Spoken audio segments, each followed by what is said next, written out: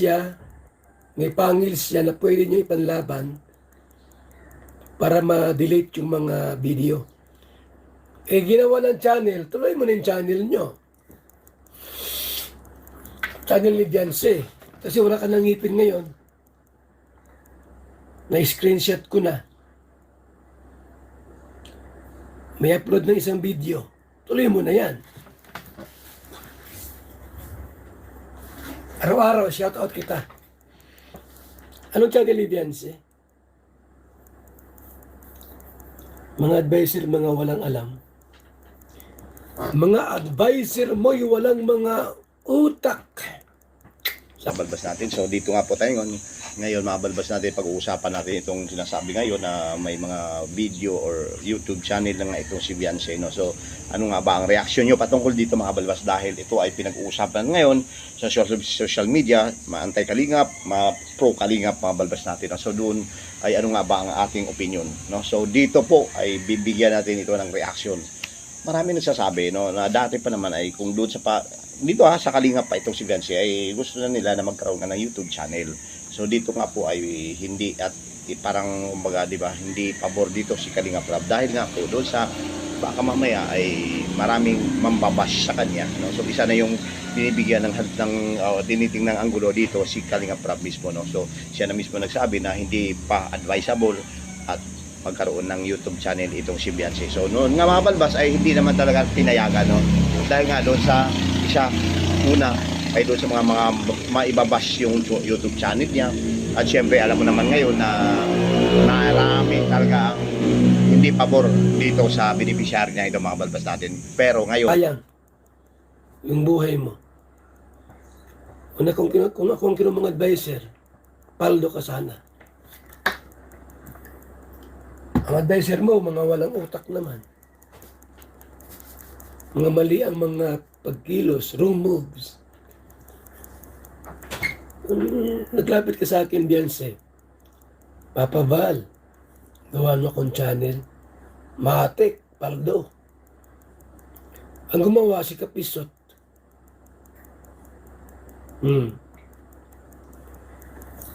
Binigyan mo lang ng pagkakataon na lahat ng reactor mag-react sa'yo. Paldo na lugod. Pati ako. Binigyan mo ko ng pagkakataon na mag-react. Paldo. Wala na. May channel ka na eh. nung wala na siya sa Kalingap at talagang declare as in na hiwalay na siya sa Kalingap o di ba, lumabas siya sa Kalingap, at ito na nga ang very controversiya ngayon na nagkaroon nga po ng pagpapatulpo ni Kuya Val, at sa syempre di ba ang kanyang layunin doon sa pagpapatulpo ay i-take down lahat ng mga video niya, no, doon kay Kalingap Rab at mismo dito sa mga reactor at dito rin sa kay Kuya Val, mga balbas natin. So doon pa lang mismo sa part 1, dahil sa pangalawa kasi di ba mga balbas, alam naman natin si Kuya Val naman ang nagpunta sa Rapid Tulfo in Action. So dito nga ay ating marami no, napag-usapan dito mga balbas doon, dahil nakitaan ito na may channel na bago or itinayo, no, or ginawa itong si Beyonce, no, so, sa kanyang sarili mismo sa YouTube channel niya. So marami ang haka-haka opinion ng mga tao or sa mga viewers kung ano ba, at ito ba ay walang kung sa ano man, or kasi marami ang tumangi, marami ang ayaw, marami din ang lalo may mga antay na gusto nila magkaroon ng channel itong si Beyonce. So sa palagay natin mga balbas, kayo anong opinion na komento niyo patungkol dito mga balbas natin, dahil alam naman natin na wala na si Beyonce at ngayon talagang itinaon pa na may magulo at talagang magulo yung buhay niya ngayon. Yung sinasabi natin kumbaga di ba, pumunta siya sa Rapid Tulfo in Action, hindi ito naiayos ng maayos, dahil sabi niya peace of mind or katahimikan ang gusto niyang hilingin, pero ang nangyari ay kaguluhan mga balbas natin. So ito, at nagkataon na may mga nagsasabi at meron na tayong ebidensya na nakikita natin dito sa screen mga balbas natin na meron pong channel YouTube itong si Beyonce. So ano sa palagay nyo, ito ba ay nakakatulong sa kanya? Yun po ang ating pag-uusapan ngayon mga balbas natin, no? So yun, importante mag-like tayo, share, at syempre mag-komento na rin mga balbas natin. Dito nga po sa mga nangyayari, hindi ako totol, no, na magkaroon siya ng YouTube channel as long as marunong na siyang magdala, no? Marunong siya magdala sa kanyang YouTube channel. Paano? Kung halimbawa may mga pumapasok na, halimbawa pag siya ay nagla-live, mga pumapasok na nandyan sa nagre-reaction, no? Or nagbibigay sa kanya ng komento ng below the belt or something like that. Kasi ikaw ay isang content creator lang. Kung halimbawa meron ka ng YouTube channel, ay talagang asahan mo na may mga tao talaga na ibabash ka, no? Di ba? Meron mga taong pupunahin ka at talagang hindi kaya-aya ang ibabato sa inyo. Kaya nga ang sabi nga ni Nanay ito, no, Hansel, ay may mental health problem ka na. So baka mamaya, 'di ba? Ito ay iyong pagsisihan kung magkaroon ka nga ng YouTube channel. Yun lang yung para sa akin. At isa pa, pangalawa mga kabalbas, ikaw ay nag-aaral, baka mamaya pagdating sa pag-aaral mo ay maapektuhan ito, no?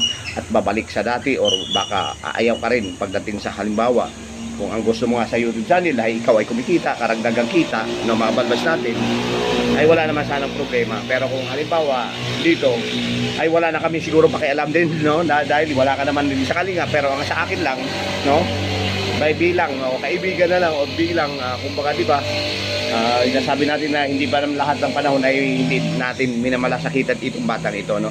Ang sa atin lang dito ay tanggapin mo kung ano man, no, ang mga bibigay at pambabati ko sa iyo, no. Kung matibay talaga at gusto mo talaga magkaroon ng channel, ay kailangan matibay yung loob mo at matigas ka, no. Yung puso mo, huwag kang paiyak-iyak, no. Huwag kang hindi nangyari kasi mga balbas doon sa Tolpo in action dahil pagdating doon ay mangiyak-iyak ka, talagang hindi ko nakita sa iyo yung pagiging isang matatag, matibay. Ang gusto mo lang ay makapaghiganti, no? Kasi may mga sinasabi ka pang kung ano-ano, no, na hindi naman dapat sasabihin doon sa mismo, no, na yung ang inyong issue ay yun lang po sana. At yung gusto niyo mangyari ay nung sana katahimikan, pag-take down ng channel at wala nang magko-content sa inyo, no? Pero hindi nangyari ito dahil iba naman at nagbigay o lumihis kayo sa inyong pinag-uusapan dito, no? So napunta sa ibang issue naman ang iyong sinasabi dito, mga balbas. Ganun din po doon sa pangalawa or part 2 nung si Kuya Val naman ang nagsalita doon sa Rafi Tolpo in action, mga balbas natin. So ngayon, payo dito sa YouTube channel, wala problema kung magkakaroon ka ng YouTube channel as long as kaya mong i-handle ito, mga balbas natin, no? Kaya mo yung pambabatikos ng mga basher, kaya mong tanggapin lahat kung ano man ang ibinibigay sa'yo na kumbaga negative side patungkol dito. Kasi nga doon naman sa mga positive walang problema may mga sponsor, may papalipad, wala problema, yun doon kakikita talaga, no? So doon ay importante, halimbawa lalo na mag-monetize ka na, ay napakalaking bagay ito lalo sa pag-aaral mo, sa pamilya mo, matustusan mo, no? Yung kain yung pagkain nyo sa araw-araw, mga balbas mo, sakali man na wala nang sponsor sa iyo. So napakalaking bagay ito, no? So sa akin naman hindi ako tutol dito at ako ay sang-ayon as long as, no, ulit muli makayanan mo, no? Makayanan mo ang lahat ng mga ibinibato sa iyo. Ibinibatong pangit na mga salita at halos yung iba naman paglahat doon sa mga anti-kalingap or yung mga bashes talaga as in na below-the-belt talaga ang binabato sa iyo, mga, no, di ba? So yun lang po ang aking reaction sa ngayon. Kayo mga balbas natin, ano ang komento niyo patungkol dito?